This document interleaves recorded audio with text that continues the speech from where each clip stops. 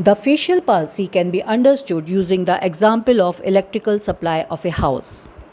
Imagine the face as a two-level house. The upper floor represents the upper face and the lower floor represents the lower face. The main power line of each half of the house represents the facial nerve, while the power grid represents the hemisphere of the brain.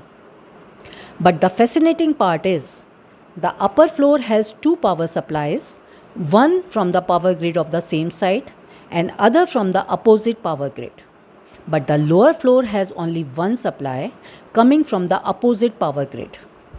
Similarly, the upper part of the nucleus of facial nerve receive bilateral innervation from both the cerebral hemisphere, whereas the lower part receive innervation only from the opposite hemisphere.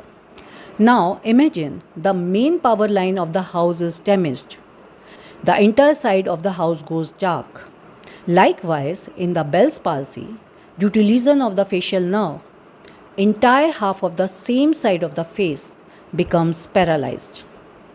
But when one side of the power grid damaged, the other side power grid still maintain the power of the upper floor. Similarly, when the stroke damages one hemisphere of the brain, the upper face or forehead still receives signal from the opposite hemisphere and the wrinkles are preserved. Remember, sometimes a wrinkle on the forehead reveals the level of the lesion.